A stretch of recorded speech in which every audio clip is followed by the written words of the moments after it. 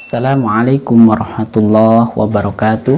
Alhamdulillahilladzi arsala rasulahu bil huda wa dinil haq liyudhhirahu 'alad dini kulli wa kafa billahi syahida. Asyhadu an la ilaha illallah wahdahu la syarika lah wa asyhadu anna Muhammadan 'abduhu wa rasuluh. Allahumma salli wa sallim wa barik ala nabiyyina Muhammad wa ala alihi wa ashabihi wa man tabi'ahum bi ihsan ila yaumiddin, amma ba'd. Sahabat-sahabatku yang dirahmati oleh Allah Subhanahu wa taala, banyak orang yang mengejar meraih kedudukan tinggi di hadapan manusia sampai melakukan perbuatan yang melanggar aturan Allah Subhanahu wa taala, melakukan kezaliman, saling memfitnah, menyebarkan berita bohong, berebut kekuasaan, dan seterusnya. Itu semua dilakukan untuk meraih kedudukan tinggi di hadapan manusia. Padahal sahabat-sahabatku, meraih kedudukan tinggi di hadapan manusia hanya akan mendatangkan kekecewaan, mendatangkan penyesalan. Bahkan di akhirat Allah Subhanahu wa ta'ala akan mencampakkannya, sebagaimana dikisahkan dalam sebuah hadis. Ada 3 orang yang dicampakkan oleh Allah Subhanahu wa ta'ala karena selama di dunia ia melakukan amal soleh, melakukan perbuatan hanya ingin mendapatkan pujian, kemuliaan, kedudukan tinggi di hadapan manusia. Sahabat-sahabatku, berbeda dengan meraih kedudukan tinggi di hadapan Allah Subhanahu wa ta'ala.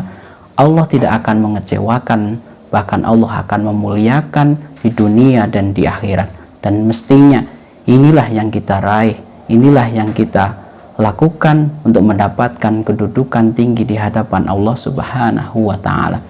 Lantas bagaimana kedudukan kita hari ini di hadapan Allah Subhanahu wa ta'ala?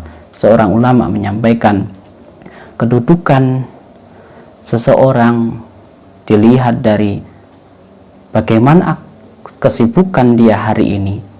Kemudian ada ulama lain yang mengatakan, kalau ingin kamu mengetahui kedudukanmu di sisi Allah Subhanahu wa ta'ala, maka lihatlah bagaimana, sejauh mana ia senang berjumpa dengan Allah Subhanahu wa ta'ala.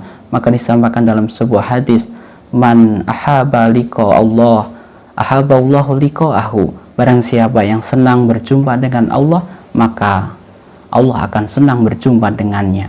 Sahabat-sahabatku yang dirahmati oleh Allah Subhanahu wa ta'ala, selanjutnya bagaimana kita meraih kedudukan tinggi di hadapan Allah Subhanahu wa ta'ala? Ada 4 amalan yang bisa kita lakukan untuk meraih kedudukan tinggi di hadapan Allah Subhanahu wa ta'ala. 4 amalan itu supaya kita mudah memahami dan mengamalkan, saya singkat menjadi IM3. IM3 bukan kartu perdana, tapi IM3. I yang pertama, I yaitu ingat Allah Subhanahu wa ta'ala.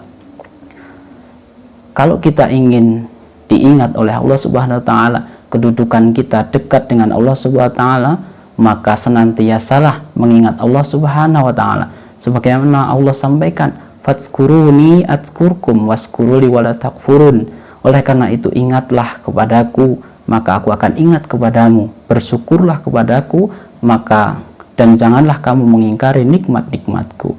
Mengingat Allah bisa kita lakukan dengan memulai, mengakhiri setiap aktivitas yang kita lakukan dengan doa.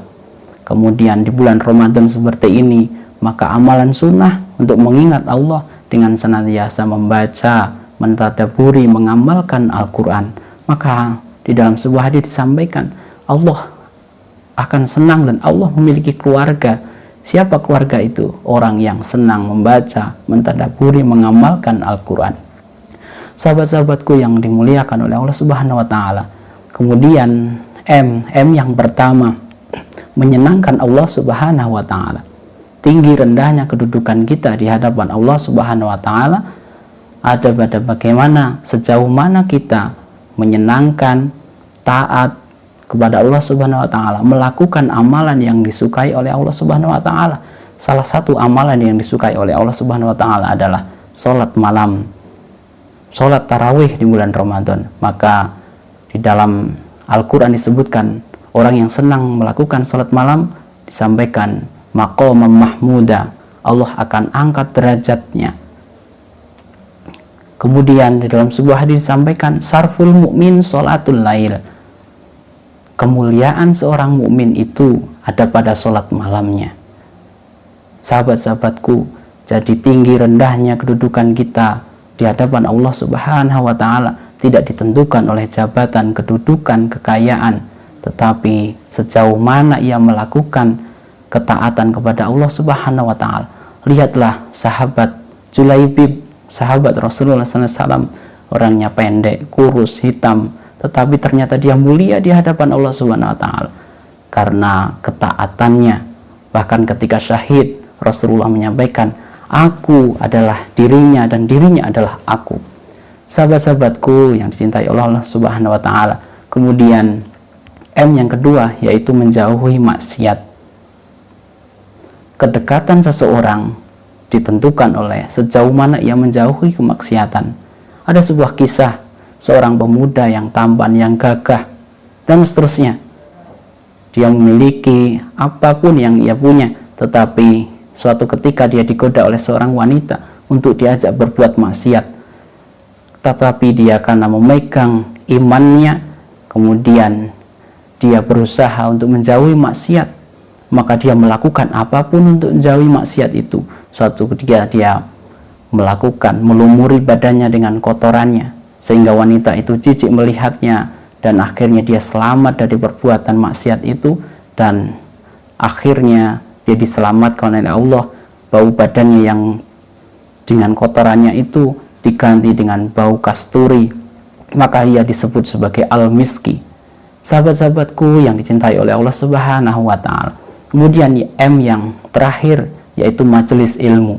Ketika seseorang ingin memiliki kedudukan tinggi di hadapan Allah Subhanahu wa taala, dia akan senang hadir di majelis-majelis ilmu, baik offline atau online. Dia akan senang hadir di majelis-majelis ilmu. Bagaimana setiap hari dia berusaha untuk bertambah ilmunya, dan dia menyadari bahwa kewajiban seorang muslim adalah menuntut ilmu. Thalabul ilmi fardhatun ala kulli muslim, dan Allah akan angkat derajat orang-orang yang berilmu sebagaimana firman-Nya, yarfa'illahu alladhina amanu minkum walladhina utul ilma darajah. Sahabat-sahabatku yang dimuliakan oleh Allah Subhanahu wa taala, mudah-mudahan kita semua menjadi manusia-manusia yang mulia, yang memiliki kedudukan tinggi di hadapan Allah Subhanahu wa taala. Demikian yang saya sampaikan. Jangan lupa mensubscribe channel ini, memberikan like, komen, dan share sebanyak-banyaknya untuk sahabat-sahabat yang lain. Mudah-mudahan channel ini memberikan manfaat yang banyak untuk umat. Aku qouli hadza wa astaghfiruh innahu wal ghafurur rahim. Nasrun minallah wa fathun qarib. Fastabiqul khairat. Wassalamualaikum warahmatullahi wabarakatuh.